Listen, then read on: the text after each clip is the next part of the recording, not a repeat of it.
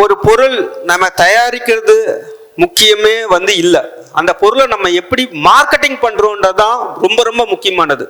Sales என்ன அப்படின்னா, நான் தயாரிக்கிற பொருளை நான் ஒரு கடையில கொண்டு போய் வச்சேன்னா அது சேல்ஸ். அதாவது என்னுடைய ஸ்டாக் அது ரீட்டைல் ஷாப்ல போய் லேண்ட் ஆச்சுன்னா அது சேல்ஸ். பட் அங்க லேண்ட் ஆன பொருளை ஒரு கன்சியூமரை எடுக்க வைக்கிறது தான் மார்க்கெட்டிங். ஸோ இன்னைக்கு ப்ரொடக்ஷன் பண்றது ஈஸி, சேல்ஸ் பண்றது ஈஸி.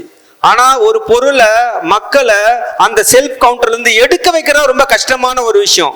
அது பண்ணுன்னா நீங்க வந்து கான்ஸ்டன்டா, நாங்க 1984 தொடங்கின எங்களுடைய அந்த மார்க்கெட்டிங் வந்து இன்ன வரைக்கும் நாங்க வந்து கண்டினியூஸா பண்ணிட்டு இருக்கோம்.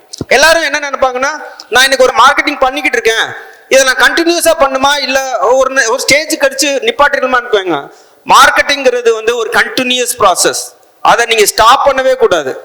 அதுவும் இல்லாம இன்னொரு விஷயம் சொல்லுவாங்க, நான் ஒரு சின்ன நிறுவனமா இருக்கிறேன், நான் வந்து மார்க்கெட்டிங் பண்ணலாமா அப்படின்றதெல்லாம் கேட்பீங்க.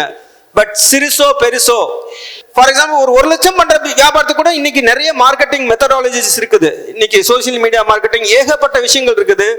ஸோ அந்த மாதிரி நீங்க செய்யற வியாபாரத்துல இருந்து ஒரு சர்டன் அமௌண்ட்டை எடுத்து மார்க்கெட்டிங்னு ஒதுக்கி அதை நீங்க ப்ராப்பரா கண்டினியூஸா கொடுத்துக்கிட்டே இருந்தீங்கன்னா தான் வந்து உங்களுடைய வியாபாரம் வந்து மிகப்பெரிய வளர்ச்சி அடையும்.